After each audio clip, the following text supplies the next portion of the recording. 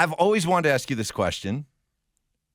I think a lot of listeners out there want me to ask the same question. When we were doing our little show meeting afterwards, and I was hanging out with John and Ty, and we were talking about you coming on today, they both brought up this question. So let me ask it. Why do you like Russell Wilson so much and think that moving on from him was such a huge mistake?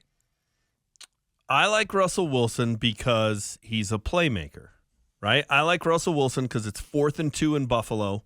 Sean thinks it's going to be zone. It's man. He can spin out to his left and make a ridiculously good throw to Courtland Sutton, who makes a ridiculously great catch for a touchdown, rather than, oh, the whiteboard wizard couldn't do anything, and now it's Buffalo's ball going the other way. That's what I like. I grew up in this town watching John Elway stink for 3.5 quarters, and then go out there and be magic in the final minutes of the game and pull it out. That's what Russell Wilson is. We saw it. So you're comparing Russell Wilson to John Elway? I think in terms of that, yeah. It's you're down 8 to the Commanders, and he throws the Hail Mary, and it gets caught, and then Sean has a terrible call for the 2-point conversion, and they lose. He's got a little bit of magic, and magic is one of those elements in a quarterback that you can't coach, you can't scheme up. It's just a guy who can make plays with the game on the line. And I know they lost on Christmas Eve. I do. But they're down 23-7 in the fourth quarter, and all of a sudden they just let Russ do his thing, and in the blink of an eye, it's 23-23. It's 2 touchdowns. It's 2 2-point conversions. It's like, okay, here we go. And then they get the ball back, and what does Sean do?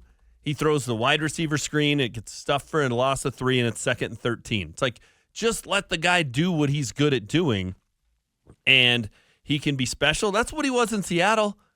He wasn't great from kickoff to the final gun in every single game. He would just kind of, he was out there, and the running game and the defense would keep him in it, and then it was go pull it off, and they had all these magical miracle wins because Russ is great in the final 5 minutes of a game. He is. That's what I like about him. Wow. Where to start? Wow. You're talking about a guy, for all of his magic, was 11 and 19 as a starter here. I get it. So there wasn't that much magic. Well, okay. So in Buffalo last year, when the defense blows it and Josh Allen goes right down the field and scores to go up 21-20 in the final minute at Buffalo in November on a Monday night, most of the quarterbacks who've been here since Peyton Manning, that's an L. Russell Wilson goes right out, leads him right down the field, puts him in easy field goal range. Did they get bailed out with 12 men on the field? Yeah, but it's not his fault that Will Lutz missed the first kick. But you're kind of cherry picking a few moments here in an 11 and 19 record, and you're making the comparison to Elway. I'll make the comparison that Russ was more Tim Tebow, that he could overcome 55 minutes of bad quarterbacking and pull a game out of his butt occasionally. That was cool, that was entertaining, but it wasn't at all sustainable. And for Russ, I dwell more on the fact that he played such bad quarterback early in games that it never should have come down to him having to make one of those plays at the end of the game, that there were so many opportunities and just poor decisions and missed opportunities by the quarterback that it never should have even come down to him running around and making a miracle throw and Courtland Sutton a miracle catch. Never should have come down to that if you got competent quarterback play. They're up 21-3 against Washington, and he fumbles the ball at midfield, and everybody blames the loss on Russ's fumble. If you're up 21-3 and you can't overcome a fumble at midfield, that's not on the quarterback. It's not his fault that Kareem Jackson made a ridiculously dumb play and got kicked out of the game and got the Commanders all fired up and got them back into the game. That's not his fault. I mean, he played really well at the beginning of that game. If you could run the football and had a competent defense and you're up 21-3 at home, you're cruising to a victory. It's not his fault that he's out there trying to pull the game out against Houston, leads them right down the field. They're all the way at the 8-yard line down 21-16. And Lucas Kroll, a guy with, at that point, 0 NFL catches, is his option. That's his fault? If that's Rob Gronkowski or, pick if that's George Kittle, If that's Travis Kelce, that's a game-winning touchdown throw, and everybody's like, great job, Russ. Instead, he's throwing it to a guy nobody'd ever heard of who had 0 catches. Then if all these excuses that you're making. These aren't excuses, all right, they're fine. realities. Realities. Fine, realities. Please, do you hear the eye roll, folks? Realities.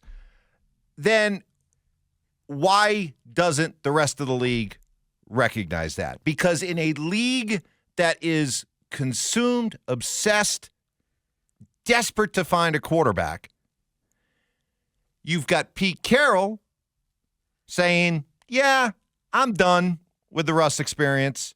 You got Sean Payton saying, yeah, I'm done with the Russell Wilson experience. 2 coaches who've both won Super Bowls, 2 coaches who've coached in the NFL for well over a decade, 2 coaches who more than anybody understand the importance of the quarterback in today's NFL. And then, oh, by the way, after Pete Carroll says no thanks, after Sean Payton says no thanks, and anybody out there in the NFL can go sign Russell Wilson, why is it that the only team that takes a flyer on him is somebody like Mike Tomlin and Pittsburgh, who follows up the acquisition of Russell Wilson by signing Russell Wilson light in Justin Fields? Well, you can't say the league has spoken, James, on Russell Wilson, and they don't agree with you. You can't say the only team that took a flyer on him. Only one team can sign him, Mike.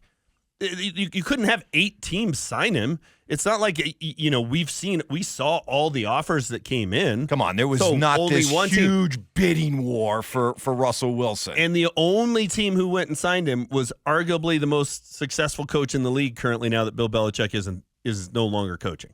Mike Tomlin has never had a losing season. So, okay, Mike Tomlin's willing to take a flyer on him. I'll sign up with Mike Tomlin all day long. Arguably the best coach in the league.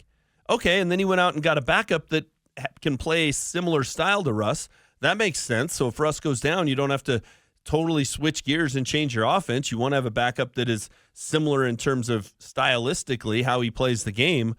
I just, going back to the Colin Cowherd clip, it's such a false narrative to say that Sean Payton went into New Orleans and took over a terrible team and instantly turned them around. Yes, they were 3-13 the year before he got there. That's terrible. That was the Katrina year. And I think they were 3-13 the year before that, too. They were not. That was the Katrina year, and they played all their games in San Antonio and were homeless. They were literally a homeless team and went 3-13. The 5 seasons before that, under Jim Haslett, 10-6, 7-9, 9-7, 8-8, 8-8. They weren't a terrible team. They were terrible the year they didn't have a single home game, the year that none of them lived in their own houses, the year they played their home games in San Antonio. So to say he came in and took over a terrible franchise is just completely not accurate. Okay, but they were they weren't terrible, but dude, they were the definition of mediocre. Those 4 years prior to Sean, that's different, though. They went Colin Cowherd used the word terrible. I'm going to use the word mediocre. Let's not do handstands over what Jim Haslett was doing those final 4 years, where they went a combined 16, 20, 32 and 32. They were 42 and 32 and 32. 42 and 4 38. years, 32 and 32. Okay. Which is fine, but he didn't say he came in and took over a mediocre team. He said he came over and took out over a terrible team because he's focusing on the 3-13.